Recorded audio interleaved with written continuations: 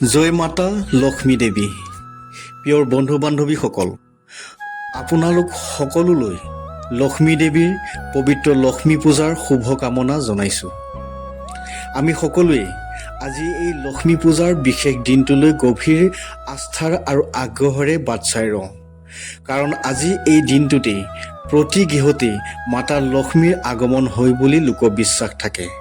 আৰু সেয়েহে এই দিনটোত বিভিন্ন ৰীতি নীতিৰে অতি পবিত্ৰতাৰে পূজাৰ পাতল কৰিলে মাতা শ্ৰী লক্ষ্মীৰ সন্তুষ্ট হয় আৰু মাতা শ্ৰী লক্ষ্মীৰ আশীৰ্বাদ লাভ কৰে বুলি বিশ্বাস থাকে।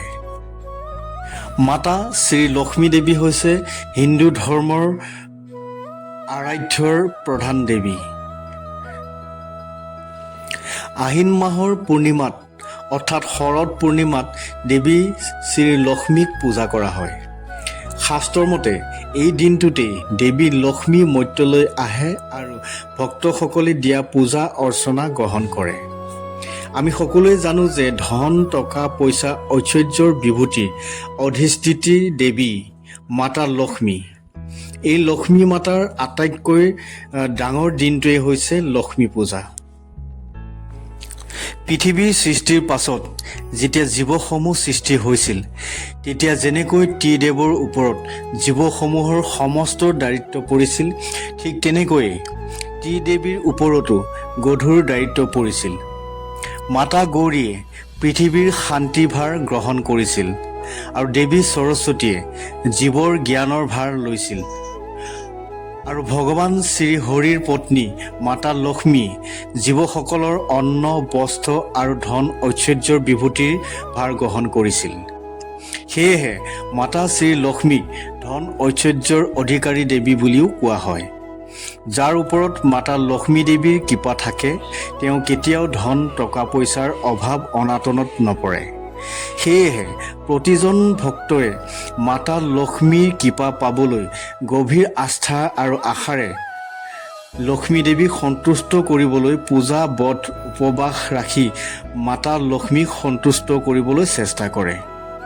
যি ব্যক্তিৰ ওপৰত মাতা লক্ষ্মীৰ কৃপা নাথাকে, সেই ব্যক্তি কেতিয়াও কাহানিও ধন টকা পইচাৰে স্থায়ী হ'ব নোৱাৰে।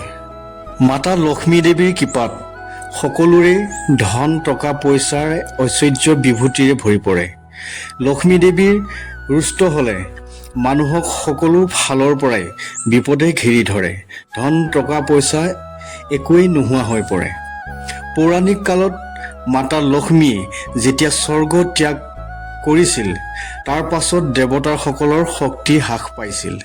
সেয়েহে ভগৱান শ্ৰী বিষ্ণুৰ পৰামৰ্শৰ অনুসৰি দেৱতাসকলে দৈত্যসকলৰ লগ লাগি সমুদ্ৰ মন্থন কৰিছিল। সেই সমুদ্ৰ মন্থনৰ সময়তেই প্ৰথমে হলাহলে বিষ ওলাইছিল আৰু তাৰ পাছত ক্ৰমে কামধেনু গাই, ঔৰাবত নামেৰে এটা হাতী, পাৰিজাত বৃক্ষ, অপ্সৰা আদি বিভিন্ন মূল্যৱান সম্পদ ওলাইছিল। সেইবোৰ দেখি দেৱতাসকলে আনন্দমনে সাগৰ মন্থন কৰি থাকিল। অকস্মাত সমুদ্ৰ গভীৰৰ পৰা ৰূপে গুণে অপ্সৰাৰ এগৰাকী সুন্দৰী নাৰী ওলাই আহিছিল আৰু সেই ৰূপৱতী হ'ল আমাৰ দেৱী মহালক্ষ্মী। শাস্ত্ৰত দেৱী লক্ষ্মীৰ দুটা স্বৰূপৰ কথা উল্লেখ আছে, শ্ৰীৰূপ আৰু শ্ৰীলক্ষ্মী ৰূপ। লক্ষ্মী দেৱীৰ শ্ৰীৰূপটো পদ্মাসনত বিৰাজমান হৈ থাকে আৰু এই দেৱীৰ বাহন হৈছে বগা হাতী। আনহাতে লক্ষ্মীৰ ৰূপটো ভগৱান শ্ৰী বিষ্ণুৰ লগত থাকে আৰু এই দেৱীক বাহন হৈছে ফেঁচা। আনহাতে দেৱী লক্ষ্মীক অষ্টলক্ষ্মী বুলিও কোৱা হয়। সেইকেইটা হৈছে আদিলক্ষ্মী, ধনলক্ষ্মী, ধান্যলক্ষ্মী, গজলক্ষ্মী, সন্তান লক্ষ্মী, বীৰলক্ষ্মী, বিজয়লক্ষ্মী আৰু বিদ্যালক্ষ্মী।